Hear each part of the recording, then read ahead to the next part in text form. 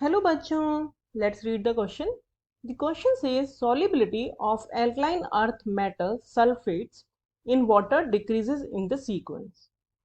So here four options are given. For the order of decrease in solubility of alkaline earth metal sulfate, we have to find out the correct one. तो की concept इस question का है कि जो solubility होती है it depends on two factors. One is lattice energy. Lattice energy अगर ज़्यादा होगी तो क्योंकि डिफ़िकल्ट हो जाएगा उस लेटिस को ब्रेक करना, तो उसकी सॉलिबिलिटी जो है वो कम हो जाएगी. क्योंकि अगर इजीली ब्रेक नहीं हो रहा आपका लेटिस तो वो डिसॉल्व भी नहीं होगा किसी चीज़ में. और दूसरा होता है हाइड्रेशन एनर्जी. हाइड्रेशन एनर्जी अगर इंक्रीज होगी that means more energy is getting release, तो वो ओवरकम करने के लिए लेटिस एनर्जी को बहुत ज़रूरी है. तो अगर ज़्यादा एनर्जी रिलीज हो रही है तो सॉलिबिलिटी भी इंक्रीज हो जाएगी. तो अब हम देखते हैं सॉल्यूशन इस क्वेश्चन का. इस क्वेश्चन में जो हमें ऑप्शंस दिए हैं वो हैं मैग्नीशियम, कैल्शियम, स्ट्रोंशियम, बेरियम. ये मैंने एक जैसे कि ये ग्रुप में प्रेजेंट होते हैं ग्रुप 2 में उसी ऑर्डर में लगा दिया है.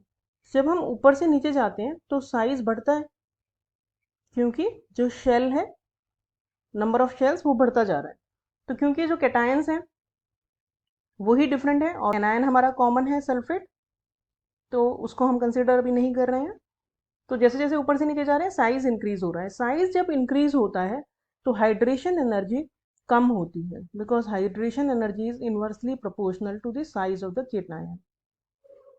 तो दैट मीन्स ऊपर से नीचे अगर हम जाएंगे तो हाइड्रेशन एनर्जी डिक्रीज हो जाएगी. हाइड्रेशन एनर्जी अगर डिक्रीज हो जाएगी तो सॉलिबिलिटी भी कम हो जाएगी. लेकिन अब बात करते हैं लैटिस एंथैल्पी की. लैटिस एंथैल्पी में बहुत ज़्यादा डिफरेंस नहीं आएगा ऊपर से नीचे जाने पे क्योंकि sulphate is a big anion. तो जो केटायन का साइज है उससे ज़्यादा कुछ इफेक्ट नहीं पड़ेगा लैटिस एंथैल्पी के ऊपर. तो इट ऑलमोस्ट रिमेन्स कांस्टेंट. तो ये तो ऑलमोस्ट कांस्टेंट है तो ये सॉलिबिलिटी को इतना ज़्यादा अफेक्ट नहीं करेगी. लेकिन हाइड्रेशन एनर्जी क्योंकि ऊपर से नीचे डिक्रीज हो रही है दैट मीन्स सॉलिबिलिटी ऊपर से नीचे जाने पे डिक्रीज हो जाएगी.